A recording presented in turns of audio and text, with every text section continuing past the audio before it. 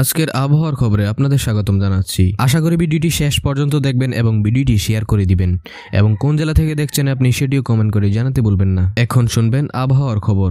রাজধানী ঢাকা সহ দেশের 12 অঞ্চলের উপর দিয়ে ঘন্টায় 60 কিলোমিটার বেগে ঝড় বয়ে যেতে পারে বলে জানিয়েছে আবহাওয়া অধিদপ্তর। সেই সঙ্গে বজ্রসহ বৃষ্টিও হতে পারে। রোববার সকাল 9টা পর্যন্ত দেশের অভ্যন্তরীণ নদী বন্দরগুলোর জন্য দেওয়া এক পূর্বাভাসে এসব তথ্য জানানো হয়েছে। পূর্বাভাসে বলা হয়েছে, টাঙ্গাইল, ঢাকা, ফরিদপুর, যশোর, খুলনা, বরিশাল, পটুয়াখালী, কুমিল্লা, নোয়াখালী, চট্টগ্রাম, কক্সবাজার ও সিলেট অঞ্চলের উপর দিয়ে পশ্চিম অথবা উত্তর পশ্চিম দিক থেকে ঘন্টায় 45 থেকে 60 কিলোমিটার বেগে বৃষ্টি অথবা বজ্রসহ বৃষ্টি, অস্থায়ীভাবে দমকা অথবা ঝোড়ো হাওয়া বয়ে যেতে পারে। এছাড়া আজ সন্ধ্যা পর্যন্ত আবহাওয়ার আপডেটে জানানো হয়েছে, ঢাকা, খুলনা, বরিশাল, চট্টগ্রাম ও সিলেট বিভাগের কিছু কিছু জায়গায় এবং রাজশাহী, রংপুর ও ময়মনসিংহ বিভাগের 2-1 জায়গায় অস্থায়ীভাবে দমকা অথবা ঝোড়ো হাওয়া সহ বৃষ্টি অথবা বজ্র বৃষ্টি হতে পারে। সেই সাথে কোথাও কোথাও বিক্ষিপ্তভাবে শিলাবৃষ্টিও হতে পারে। তাপপ্রবাহ গোপালগঞ্জ, রাজশাহী, নোয়াখালী, কক্সবাজার, বাগেরহাট, যশোর, সাতক্ষীরা, পটুয়াখালী ও ভোলা জেলা সমূহের উপর দিয়ে মৃদু তাপপ্রবাহ বয়ে যাচ্ছে এবং তা প্রমোশিত হতে পারে। এই ছিল আবহাওয়ার খবর। পরবর্তী আপডেট পেতে চ্যানেলটি সাবস্ক্রাইব করুন এবং ফলো দিয়ে সাথেই থাকুন।